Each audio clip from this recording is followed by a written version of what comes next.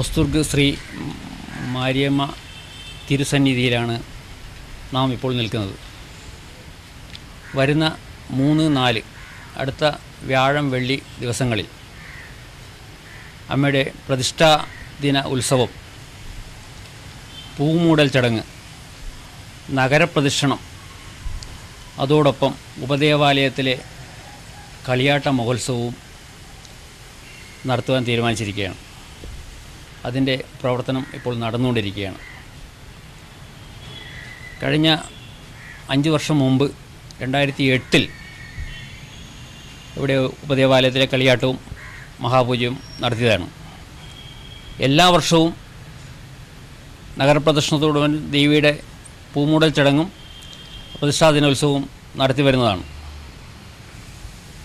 കാലത്ത് 3-ാം തീയതി വൈകുന്നേരം 6 മണിക്ക് താന്ത്രിക ചടങ്ങുകൾ തുടങ്ങിയാൽ രാത്രി 10 മണി വരെ അതിൻ്റേതായ ഭാഗങ്ങൾ നടക്കുന്നതാണ്.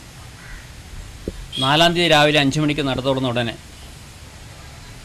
അഭിഷേകങ്ങളും കാര്യങ്ങളും, അതുകൂടെ താന്ത്രിക ചടങ്ങുകളും, കലശപൂജ, കലശാഭിഷേകം, ഇതൊക്കെയായിട്ടുള്ള കാര്യങ്ങളും 10:30 മണിക്ക് ദേവിക്ക് പൂമൂടൽ ചടങ്ങ്. ഇത് വളരെ അപൂർവമായി നടക്കുന്ന ചടങ്ങാണ്. പൂ കൊണ്ട് ദേവിയെ മൂടുന്ന ഒരു ചടങ്ങാണ്. ഭക്തന്മാരുടെ അവരുടെ നക്ഷത്രം ഇതൊക്കെ ഇവിടെ ലിസ്റ്റാക്കി വെച്ച് ഇതായി ചെയ്തിട്ടുണ്ടാവും. അത് അനുസരിച്ചാണ് അത് ചെയ്യുന്നത്. അത് കഴിഞ്ഞ് ഉച്ചപൂജ ഗംഭീരമായി 12:30 മണിക്ക് കഴിഞ്ഞ് ഉച്ചയ്ക്ക് 1 മണിക്ക് മുതൽ അന്നദാനം, വിപുലമായ തരത്തിലാണ് അന്നദാനം. അത് 3 മണി വരെ ഉണ്ടായിരിക്കും. 4 മണിക്ക് രണ്ടാമത് വീണ്ടും നട തുറന്ന് ഉത്സവത്തോടുള്ള ബന്ധപ്പെട്ട് കാര്യങ്ങൾ, ഉത്സവത്തിന് ബന്ധപ്പെട്ടും കൊണ്ട് ഇതിന് ശ്രീകോതബലി, അതിനോടനുബന്ധിച്ച് മറ്റ് ചടങ്ങുകൾ നടത്തി ദേവിയെ വിഗ്രഹം എഴുന്നള്ളിച്ച് പൂങ്കാവനം ക്ഷേത്രത്തിലേക്ക് പോകുന്നൊരു ചടങ്ങുണ്ട്. അവിടെ എത്തിക്കഴിഞ്ഞാൽ ഭഗവാനെ നേരിട്ട് ദർശനം നടത്തുന്ന, മുഖാമുഖം കണ്ട് പിരിയുന്ന ഒരു ചടങ്ങുണ്ട്. അത് വളരെ ഇതായിട്ടുള്ളൊരു ഒരു സംഭവമാണ്.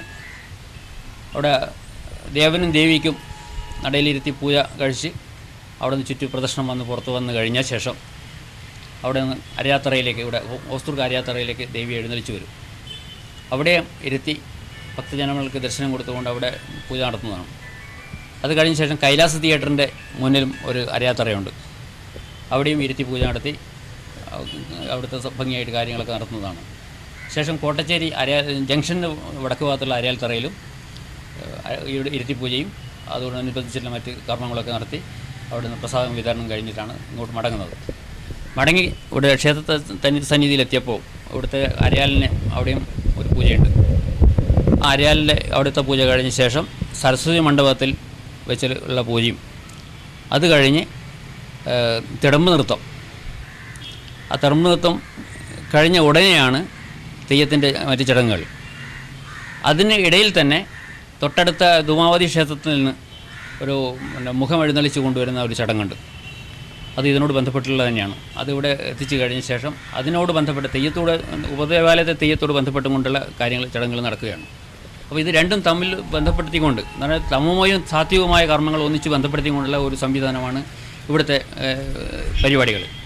അപ്പോൾ അത് കഴിഞ്ഞ് ഈ അകത്തെഴുന്നള്ളിച്ച് കഴിഞ്ഞ ശേഷം തെയ്യത്തിൻ്റെ പൊളിച്ചേറ്റവും വെള്ളാട്ടവും ഇതൊക്കെ നടത്തും. ഇവിടെ 5 തെയ്യക്കോലങ്ങളാണ് കെട്ടിയിടുന്നത്. ഒന്ന് വിഷ്ണുമൂർത്തി, ധൂമാഭഗവതി, ശാമുണ്ഡി, വസൂരിമാലിക, ഗുളികൻ എന്നീ തെയ്യക്കോലങ്ങളാണ് കെട്ടുന്നത്. അതിൽ വസൂരിമാലിക നമ്മുടെ ഈ വടക്കേ മലബാർ ഭാഗത്ത് എവിടെയും അങ്ങനത്തെ കെട്ടിക്കോലമില്ല എന്നാണ് എൻ്റെ അറിവ് വെച്ചിട്ട് മനസ്സിലാക്കിയത്.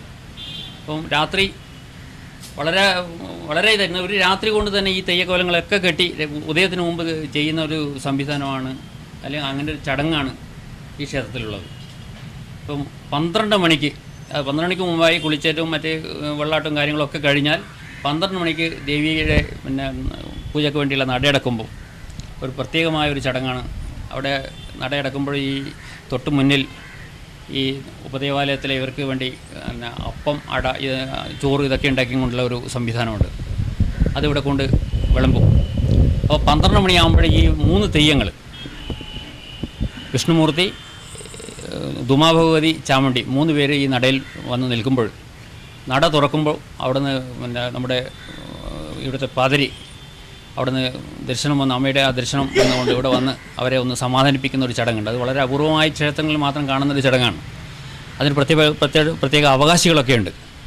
അപ്പോൾ അത് കഴിഞ്ഞ ശേഷമാണ് അതോട് ബന്ധപ്പെട്ടുകൊണ്ട് ഈ ദിഗ്ബലി, ഈ പഴയകാലത്ത് പിന്നെ അറിവ് കാര്യങ്ങളൊക്കെ ഉണ്ടായിരുന്നു. പക്ഷേ ഇപ്പോഴത് ആ സമ്പ്രദായം ഇല്ല.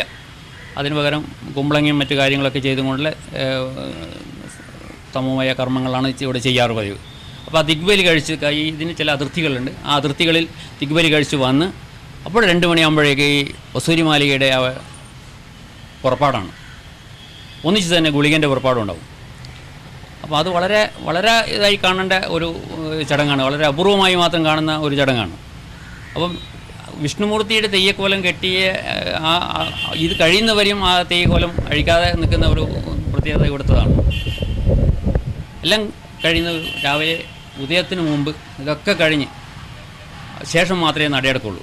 അപ്പോൾ 4-ാം തീയതി രാവിലെ 5 മണിക്ക് നട തുറന്നാൽ വെളുപ്പിന് ഉദയത്തിന് മുമ്പ് മാത്രം ഈ തെയ്യങ്ങളൊക്കെ കഴിഞ്ഞ് നടയടക്കുന്ന സമ്പ്രദായം ഈ ദിവസം മാത്രം ഉണ്ടാകുന്നതാണ് ഈ ക്ഷേത്രത്തിൽ.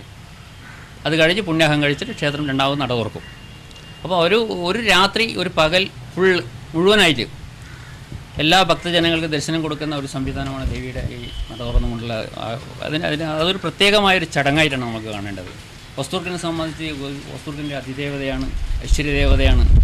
എല്ലാവർക്കും എല്ലാ ഐശ്വര്യങ്ങളും അമ്മ പ്രദാനം ചെയ്യുന്നുണ്ടെന്ന് നമുക്ക് അനുഭവത്തിൽ നിന്ന് മനസ്സിലായിട്ടുണ്ട്. വസ്ത്രവിപണന രംഗത്ത് പതിറ്റാണ്ടുകളുടെ സേവന പാരമ്പര്യമുള്ള കണ്ണൻസ് കാഞ്ഞങ്ങാട് ഇതാ പുതുപുത്തൻ വസ്ത്രശേഖരവുമായി നിങ്ങളെ സ്വാഗതം ചെയ്യുന്നു. കല്യാണ പട്ടുസാരികൾ, സെറ്റുമുണ്ടുകൾ, ധോത്തി, സാരി, ലാച്ച, choli, churidar materials, shirt, T-shirt, pant, jeans, കുഞ്ഞുടുപ്പുകൾ, റെഡിമെയ്ഡുകൾ തുടങ്ങി വസ്ത്രവിസ്മയങ്ങളുടെ വൻ ശേഖരം തന്നെ കണ്ണൻസ് കാഞ്ഞങ്ങാട് നിങ്ങൾക്കായി ഒരുക്കുന്നു. കണ്ണൻസ് കാഞ്ഞങ്ങാടിന്റെ വസ്ത്രലോകത്തേക്ക് നിങ്ങളെ സ്വാഗതം ചെയ്യുന്നു. Kannan's textiles and readymades, main road, Kanhangad. Kannan's, ഉത്തര മലബാറിന്റെ സമ്പൂർണ്ണ കുടുംബ വസ്ത്രാലയം.